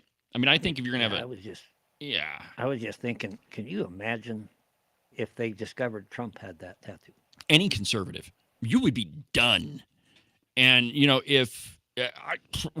I don't even want to know what would happen if you were conservative and you had that tattoo. But apparently for Graham Plattner, it's okay. Show him this next picture, Ken. See, he's had it covered up. So everything is fine now. He had it covered up with a wolf, and, no harm done, no harm, no foul. And so it's no big deal. But this is what the Democrats, how they handle problems. They just cover it with a facade, and then it's no problem. No, it's like the teacher here in Sheridan that called all conservatives Nazis. The superintendent had him take down the Facebook post, and then, everything's fixed. No, that doesn't fix the problem. What possessed you to get a German death's head tattooed on your body? Doesn't that say a lot about your character? Well, he openly bragged about it, but I guess if you're a Democrat, all is forgiven. But now here's another interesting piece about this Graham Plattner guy. He openly recruits for a gay paramilitary organization. So here's a picture of them, and I think this is kind of interesting. But he's the only one without his face blacked out there. Of course, you can't see him because he's in his military gear. But anti-fascism, anti-homophobia. So he's an anti-fascist. So the people that are Antifa, right? So they're the people that are storming the streets and trying to burn down buildings and stuff. From this Robinson report, and I quote, images of the main SRA social media accounts show multiple firearms training sessions and a surprisingly impressive arsenal of guns, which we don't have a problem with. In fact, that is your constitutional right. But if you are training people to be part of an anti-fascist organization that is now considered a domestic terror organization, I think that might be a little bit of a problem. You see, we went from just having a very terrible tattoo to you training Antifa. So, maybe this Maine Senate candidate is not the right guy. We've occasionally in politics, you do a lot of recruiting and, you find out somebody that, God, I can't resist telling this one. So there was a particular county in Wyoming and we're looking for a candidate. We find this guy, he checks all the boxes, pro-life, all of that. And then he makes a comment to it wasn't me, it was one of our friends that says, well, I'll have to ask my wives about that. And the guy says, excuse me, wives? He goes, well, yeah, that's not a problem, is it? And you were like, well, yeah, that's kind of a problem if you have multiple wives. And I said, well, I completely understand that. It's my beliefs are not for everybody. He says, but my brother, he's pretty conservative too. And so, all right, fine. We don't know this guy. We'll vet him, whatever. And so the same thing happened. He had multiple wives too. That is a problem. Needless to say, he didn't run for office. And he just chose not to. But, sometimes you find out things about candidates that, sometimes you can get around them. Sometimes it's kind of a disqualifier. Maybe like having a Nazi tattoo. Just me. Maybe I'm thinking wrong about this. Now, not that you need this or you want any more nightmares, but I just want to explain exactly where we are and where we were. Right now, we have Trumpy, and everything is going pretty good. I think that he spends too much money, but there again, all presidents spend money. But I really like what he's doing with the border and the economy, and everything is rocking and rolling. And I have very, very, very few complaints. But from Fox News, Obama leading Biden off stage by the hand, quote, really pissed off Hunter Biden. Quote, Hunter Biden was furious with former President Barack Obama for leading then-President Joe Biden off stage with a guiding hand at a June 2024 fundraiser, according to a new book from ABC News' Jonathan Karl. Quote, I almost jumped up on stage and said, don't you ever effing do that to the President of the United States again. Biden's awful tough. Hunter Biden's awful tough now that, he can't be held accountable, really. You ever notice that? People get awfully tough when they're on Facebook, when you or when you're in an interview or when you think that you are not going to be held accountable. But I thought, one thing that we should do is just take a trip down memory lane of where we were, and that's going to help us appreciate where we are a little bit. So here's a really long video of our former commander-in-chief. There's the bunny. Now let's get sorting these gifts, okay? You with me? All right. This one's funny. They couldn't even send an adult to come get it. Check this out.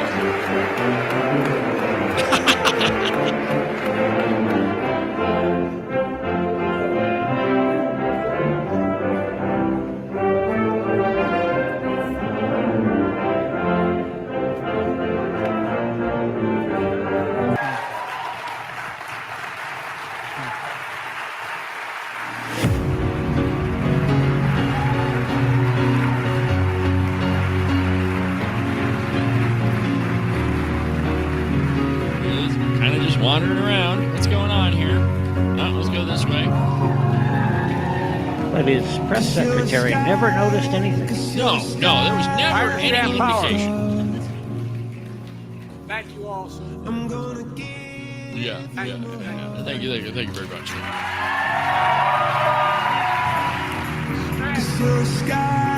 What an evil person his wife was. I mean, that is the very definition of elder abuse. You know that he couldn't figure out where his underwear drawer is. I don't care, go on and tear me apart. Look at him. I mean, he just doesn't even know. It's like a robot or something.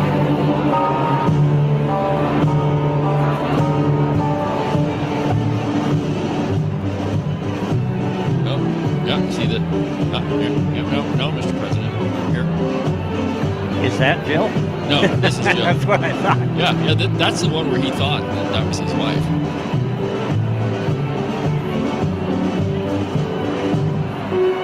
Look at him, just wandering off. What am I supposed to be doing? Oh, okay, here's people like,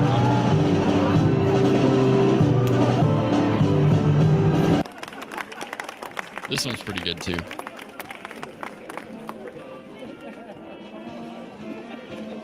He's being directed by one of the officers.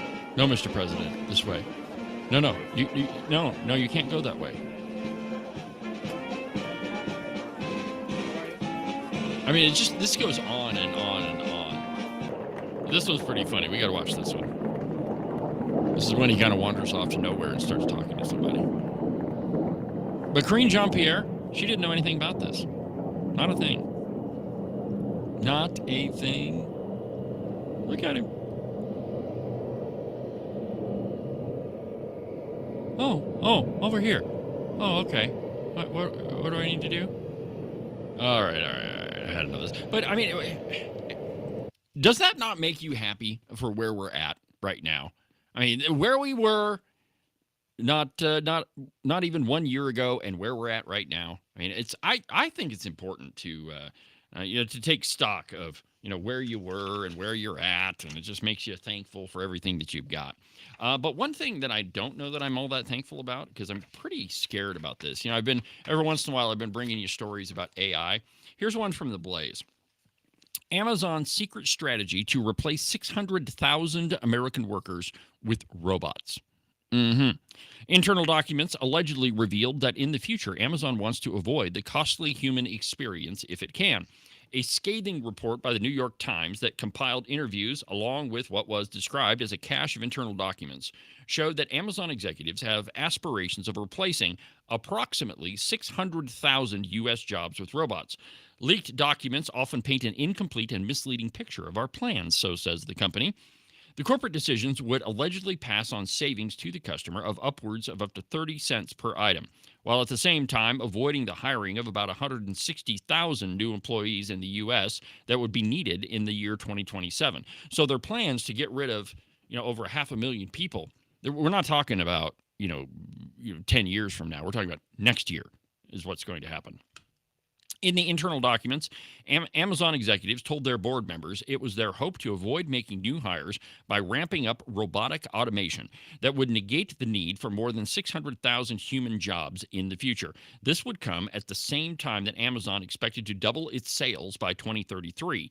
The alleged stated goal in the documents was to automate 75% of its facility operations while simultaneously executing good faith initiatives to avoid angering communities that are disparaged by the job losses. This included hosting parades and Toys for Tots programs that built upon an image of Amazon being a good corporate citizen. Now, disturbingly, the documents reportedly discussed the idea of avoiding words that remind people of robots. It's all about language to these people, an approach that Amazon strictly denied adopting. The New York Times reported that Amazon contemplated avoiding terms such as automation and AI in reference to robotics that would have rather used terms like advanced technology instead of AI. Instead of a robot, the word cobot has been used. It was discussed being used because it implies collaboration with humans. Now, they're collaborating with humans that won't be there, but don't pay any attention to that. Amazon provided a statement to Blaze News from spokesperson Kelly Nantle, saying, quote, leaked documents often paint an incomplete and misleading picture of our plans, and that's the case here. In our written narrative culture, thousands of documents circulate throughout the company at any given time, each with varying degrees of accuracy and timeliness. In other words, pay no attention to the man behind the curtain. It'll all be fine, and don't you worry about it. But I think that this is a future that we're not going to be able to avoid. There are so many things that just even now that you're able to do with AI that you couldn't do a year ago or 2 years ago. I mean, there's a real problem in education of determining who wrote an English paper and which computer program wrote it. You know, a couple of years ago, and I don't know if you've done this, Agent 29, Google, had AI write something about yourself. It's a fascinating experiment. Quite a while ago. No, I didn't do it, but we read one that somebody else had drawn up. Remember that? You're fantastic. Yeah. I had one asked it to tell me about David Iverson and Cowboy state politics, and it told me that I was a veteran journalist that started my career in 1986. Now, while I would argue that I was pretty inquisitive in 1986, I really wasn't doing any writing. Well, aside from crayons and stuff, I did a lot of writing with that. But I really think that we're facing a time in our country where a whole bunch of jobs are just going to be eliminated because there's no need for them anymore. And if you are, and this is a real question for business people, like if you're a conscientious business owner and you can find a way to automate a task and you don't have to hire somebody, well, your number one cost in any business is labor. And if you can reduce your labor costs, well, that means that you're more profitable. You can put more money in your pocket. So why wouldn't you do that?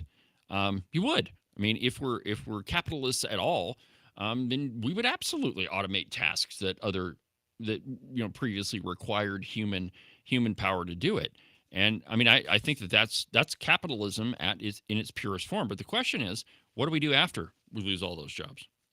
There's a lot of other factors go in that. AI, robots, they don't become pregnant. True. They're not sick every other week. Yep, they don't call in sick. Their kids don't have to be taken to a soccer thing on Friday. Yeah. It goes on and on and on. And just think about, and this is a big topic. You always hear about the gender wage gap. And that's, liberals claim that's a fact. And well, it's not really true, because when you look up the amount of hours that women work versus the amount of hours that men work, I mean, it makes it pretty obvious that the reason why there's a difference in pay is the experience and the amount of time worked. And it's not to say that not having babies isn't important. It absolutely is. Yeah, those women are working. They're just not necessarily working for you. Yeah, absolutely. I mean, if you, in my personal opinion, if you're a mom and you can handle a 4-person household and make sure all the bills are paid and everybody gets to school on time and both people are working and everything's going great, including baseball and soccer practice, you're pretty good at managing just about everything. And I think that that's an important skill, one that definitely employers take advantage of. But if you can remove that whole part from the equation, maternity leave, all of that, getting sick, calling in sick when you had a long weekend, if you could eliminate all of those problems as a business owner, why wouldn't you do that? You absolutely would. I would. It just so happens that the business, my wife is in, it'd be pretty hard for a robot to do that, but.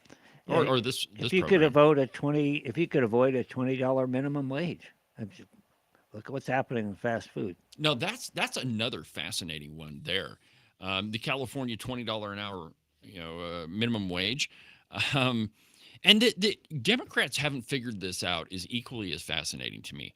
But every time, and first of all, it's not the government's job to tell business owners what to pay their employees. Okay, that's another thing that Gunnar Malm ought to look into to kind of wrap the whole program up.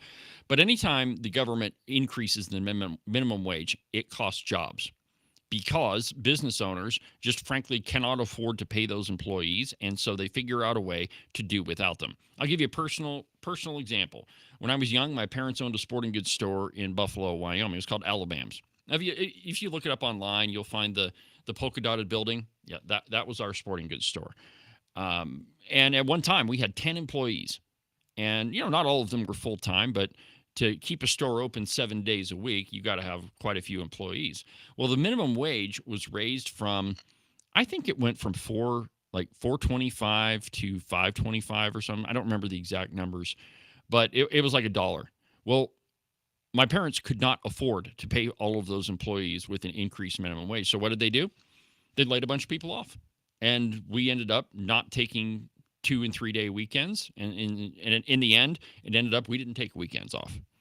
We did it all ourselves. And that's what happens. And so what the direct result of that $20 an hour minimum wage in California is fast food restaurants closing, because there's no money to be made if you've got to pay somebody that amount.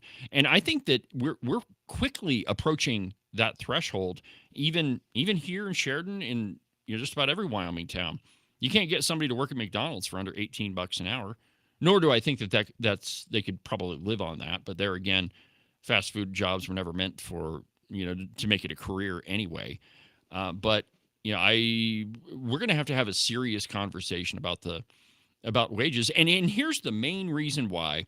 And I think Gunner Mom, you should come on the program and try to convince me that I'm wrong about this. But the reason why, almost 90% of the reason why housing is so high, food is so high, labor is so high, is because government gets involved. Look at the healthcare industry. Healthcare would not be as expensive as it is if the government were not involved. The Affordable Care Act did exactly the opposite. Of course, all conservatives knew that it absolutely would. But it's every time government gets involved, whether it's the minimum wage or anything, things really go to, let's see here, really go to, south. I was trying to avoid swearing there. Did you notice that?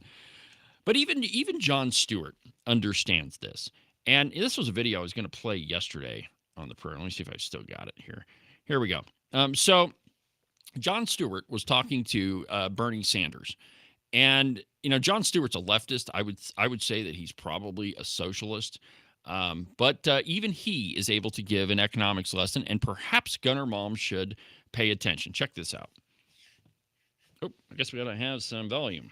Working class families can't afford to send their kids to college. But again, this gets to the Democratic solutions have never been to directly provide. It's always been a subsidy to a middleman. But what happens is when the government promises endless funds to insurance companies or private universities without any cost controls, and Trump seems to understand this, prices rise far beyond the rate of inflation. And we've seen it in tuition, and we've seen it in pharmaceutical, and we've seen it in healthcare. So my question is, will Democrats recognize the poison pill that they've often placed into well-intentioned policy? Right.